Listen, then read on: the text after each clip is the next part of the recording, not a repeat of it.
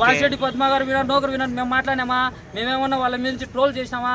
న్యాయం మాట్లాడితే, ధర్మం మాట్లాడితే ఇష్టానుసారంగా మీరు ట్రోల్స్ చేస్తారు. మరి దళిత డాక్టర్ సుధాకర్ మీద దాడి ఎందుకు జరిగిందంటారు? ఈ జనసేన పార్టీ నాయకులే వచ్చి బయటకు చెప్తున్నారు, వీడియోలు పెట్టి చెప్తున్నారు.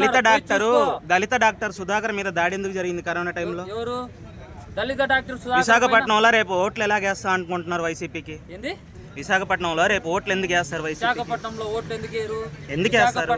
విశాఖపట్నంలో ఇప్పుడు ఒక దళిత డాక్టర్ కి మీరు వాల్యూ ఇవ్వనప్పుడు మీకు రేపు ఓట్లు అడిగే రైట్స్ ఎలా ఉంటాయి? అడుగు ఫస్ట్ టాపిక్ డైవర్ట్ చేసి మాట్లాడకు. లేదు నువ్వు చెప్పిన తర్వాత నేను చెప్తా, నేను చెప్పిన తర్వాత నేను అడిగిన తర్వాత నువ్వు చెప్తావు. వాళ్ళు ఎట్లా అడుగుతున్నారు అవతల వాళ్ళు? నువ్వు మాట్లాడుతున్నా మధ్యలో మాట్లాడితే ఏం మాట్లాడతాం మేము? సరే నేను అడుగుతున్నాను.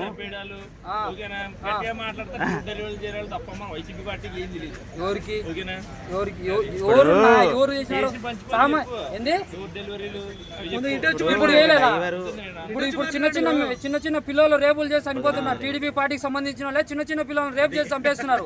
చనిపోయినాడు బతికున్నాడా? దీనికి సమాధానం రేప్ చేసినోడు బతికున్నాడా? రేప్ చేసినోడు బతికున్నాడా? తప్పు జరగకుండా చూసేవాడు నాయకుడు. జరిగిన తర్వాత కాదు. ఇదే దిశ చట్టం ఎందుకు పెట్టలేదు? మరి ఏం జరిగింది? దిశ చట్టం వల్ల ఏం జరిగింది? ఒక టీం పెడితే దిశ చట్టం ఎందుకు కొనసాగించలేకపోయినారు? మరి ఒక పిల్లోని పసి పిల్లోని పెట్రోల్ పోసి తగలబెట్టారు. బ్రో కాదు బ్రో విను. ఒక పసిపిల్లవాని వాళ్ళ అక్కకి ఇలా ఏడిపిస్తున్నారని అడిగినందుకు ఆ పసిపిల్లవాని గొంతులో గుడ్డ నొక్కి పెట్రోల్ పోసి తగలబెట్టారు. నిరూపిస్తాను. ఆధారం లేకుండా ఎవరు మాట్లాడరు ఇక్కడ. ఆధారాలు లేకుండా ఎవరు మాట్లాడరు. మీడియా అన్న తర్వాత ఆధారాలు ఉంటాయి. మళ్ళా గంజాయి లేదని మీరే హోమ్ మినిస్టరే.